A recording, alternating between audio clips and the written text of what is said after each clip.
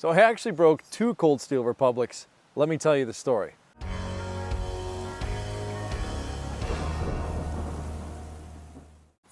So the first time I got one, they're all excited. I was excited. I was really happy that they tried to get something made completely in the US and expected it to do pretty well. I guess I should have known better because S35VN is more like a steel I'd use on a folder because it has great edge retention and corrosion resistance. But when it comes to impact resistance, it's not very tough. This is the first Cold Steel Republic that was sent to me. And as you can see, it didn't break on the first swing. Took a little bend, minor, but I'm gonna flip it over and see if we can bend it back. And then this is where everything just went to crap. I'd rather a bend than a break. And as you can see by the look on my face, you can tell that the knife wasn't the only thing that broke here. I called up Cold Steel and let them know. I'm like, hey, I broke your Republic. What do you want to do? So I thought maybe this one had a defect in it. Fact of the matter is, they sent me another one to confirm and said, listen, if this one breaks too, then we got bigger problems than you do. And if you got to post a video, you got to post a video. And I really appreciate Cold Steel's integrity in that regard, where they never asked me, never once asked me not to post a video about me breaking their blade. And here goes blade number 2.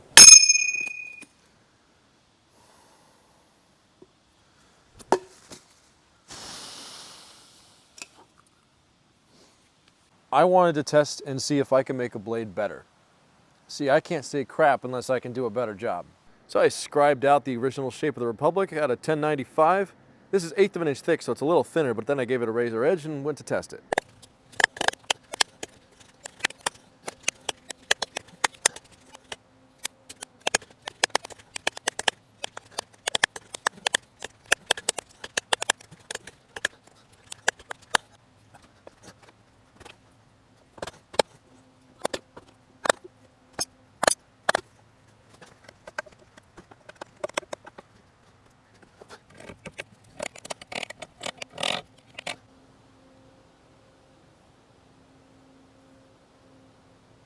And after all that, it still was shaving sharp.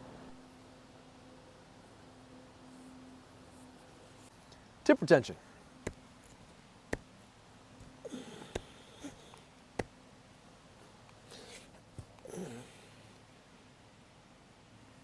All right.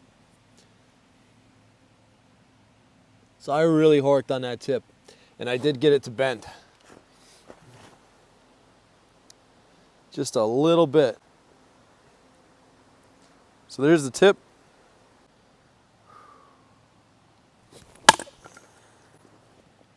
All right, we bent. As you can see, pretty significant bend. I actually prefer the bending rather than the breaking. Granted, it bent more than I thought I was going to, but I did smack the snot out of it.